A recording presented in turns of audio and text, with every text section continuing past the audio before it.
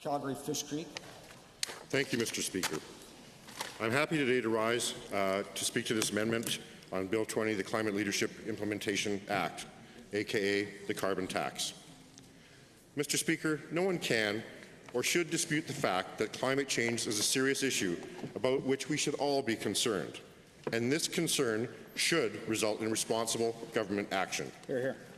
Now, this is the tricky part, where many of us in this House have differing opinions. The government will tell us that Bill 20 is a be-all and end-all in terms of addressing climate change in Alberta. They will say that they must implement every piece of this bill as it is written because the previous government simply sat on their hands and did nothing. I'll come back to that in a minute. So as I was reading through this bill, I looked for ways to offer constructive feedback based on my personal and professional background and what I have been hearing, most importantly, from my constituents. And there was one section which stuck out to me right away. On page 93, this bill amends the Climate Change and Emissions Management Act. This act, of course, governs the Climate Change and Emissions Management Corporation, or the CCEMC. This fund was created to serve as a key part of Alberta's climate change strategy, within the monies being directed towards a stronger and more diverse, lower carbon economy. And I noted that this government must be a fan of the fund because they are including it as a key piece of the puzzle within their climate change strategy. Now you might ask, was this fund created after May 2015? Must be, right?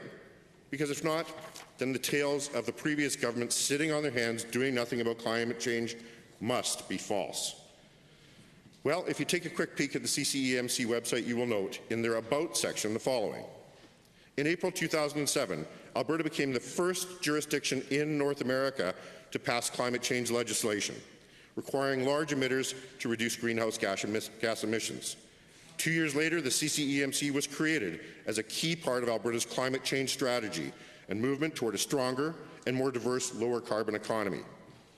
The CCEMC is an independent organization that supports and builds on the strategic direction established by this province.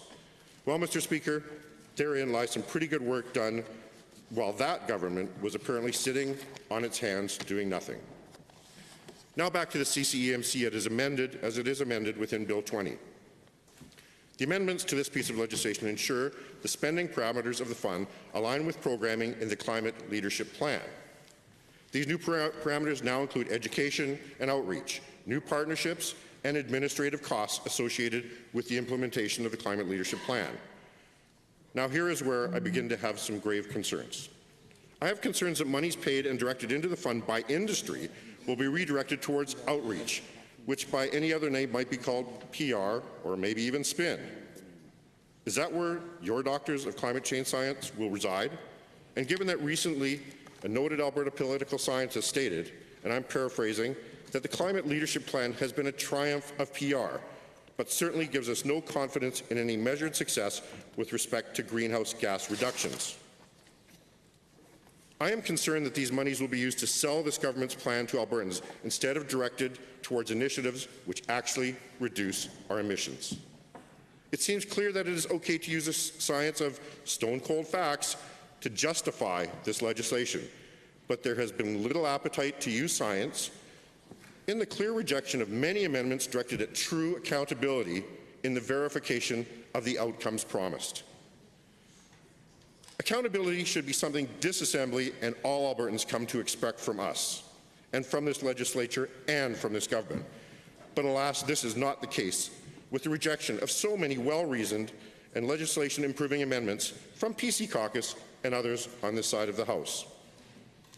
Next, I am concerned that the administrative costs associated with the implementation of the Climate Leadership Plan will also be paid for by the CCEMC fund. This essentially means that industry will be funding the government's operations because they could not or would not find the money to do so within the Department of Environment. If this plan is so important, I would think that this government could find the money, albeit from within the buckets of red ink they have planned to spend on the shoulders of Albertans within the department's existing budget to pay these costs. Additionally, new partnerships are listed as a funding priority here. What does that really mean? What kind of partnerships? With whom? And with what goals in mind? If you're going to spend money, you better have outcomes, measurable outcomes in mind, and measure them before you get there. Now, this fund will provide $175 million to other investments under the Climate Leadership Plan, but there are no grants to the corporation. This begs the question, will the fund still have the ability to provide grants to initiatives that the corporation suggests and that have been vaguely referenced in the legislation, despite our attempts to tighten some of those clauses up? Or will all the decisions now go through the Energy Efficiency Alberta or the Climate Change Office?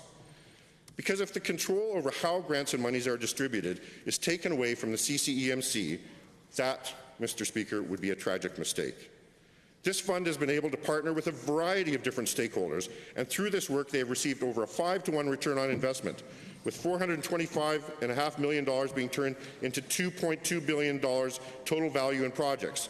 And the work done will result in an estimated 11.8 megatons of GHG reductions by 2020. In 6 years of operation, there were 10 rounds of funding, which have resulted in 13 projects funded to completion, 16 biological projects, 1 biological program, 3 adaptation projects, and 109 clean technology projects, amongst a variety of other successes. It would seem that the fund is quite effective and efficient in how they operate already, which is why I do not understand why this government seems intent on giving a great deal of control over this independent organization to the Minister of Environment. Mr. Speaker, the Minister's control of these mechanisms and independent initiatives quite frankly frightens me, and I would suggest that accountability and independence to do the right thing in working with industry and on behalf of Albertans may well be lost. Nothing against our current minister, Mr. Speaker, as this will be the case on an ongoing basis, subject to the perhaps misguided terms of this legislation, giving inordinate latitude without accountability to the seat occupied by just one individual. And much of the success within this fund has been through industry-based partnerships, which leads me to my next point. When you phase out an industry, you phase out the research that goes with it. As this government has waged a war on coal, the investment and research dollars in this area have and will continue to dry up. Why would someone continue to invest in a moribund industry? Or sadly, in the towns and regions where that industry has been a driving economic engine? Agreed. Why would anyone or any corporation in their right mind want to spend money on coal technology when they know that even if they develop the most innovative and groundbreaking technology the industry has seen on this planet to date, they would still be phased out? If the government were to allow the 6 newer plants to operate to 2050 and beyond, as allowed and approved by federal legislation, the government could then partner with industry. Interesting proposition. They could give them an emissions target and a timeline and tell them if you do not meet this ambitious target within the specified time frame that they would have to cease operations. I think a challenge Albertans are up to. Agreed. This gives industry the chance to innovate because it gives them a reason to. Right now, with this plan and this bill, there is no reason to innovate in the coal industry, or perhaps in any other hydrocarbon-based industry, as nobody really knows who or what sector of the industry might be targeted next. For example, will we one day live within the Kathleen Wynne's view of natural gas in this province? There are lobbying forces and manifestos from this government's friends across the country that would make it so. Whoa. Did this government ever think that we could develop world-class industry-leading clean coal technologies? We could then export this technology and tie it to high-quality Alberta coal export contracts to meet that demand around the world? Like it or not, 40% of the world's electricity comes from coal. Developing countries continue to use coal because it is cheap and it is reliable. 400 million people in India do not currently have electricity, and they aren't building windmills today that I know of to meet that demand. 2,000 new coal plants are planned to be built around the world, and we have now said that we will do nothing in the way of technology and innovation to help the global community to protect that global environment. Is that responsible action as we also kill Alberta jobs and communities, Mr. Speaker? In recent conversation with the Chinese Consul General, it is clear that China could be a strategic partner in such an inspired endeavour. This is not what economic diversification Is this not what valuing economic diversification and valuing our scarce natural resources should look like? Those partnerships that you reference so clearly in your legislation? If we were able to export this technology around the world, it would have a real, significant, and measurable impact on greenhouse gas emissions on a global scale. Novel idea indeed. I hope that is undoubtedly the real target here, unless I am seriously confused by the climate leadership plan. Oh, it is confusing. And developing, patenting, and exporting technology fits really well into a lower carbon, knowledge-based economy, things this government claims to be a champion of. Mr. Speaker, I guess in closing, I would just like to ask that this government look at the bigger picture, respect our rich natural resources, balance environmental stewardship,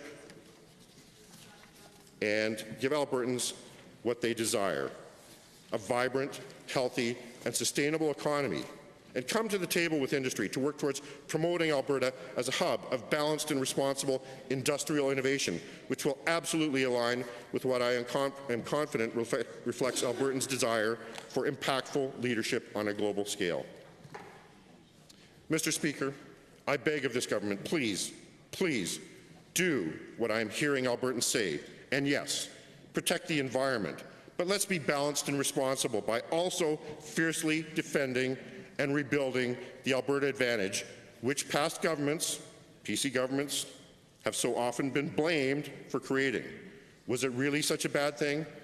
Let's allow the Albertans stone-cold facts they need in the years ahead to judge the outcomes of your unamended climate leadership. Oh, sorry, one amendment. Thank you to member from Calgary West.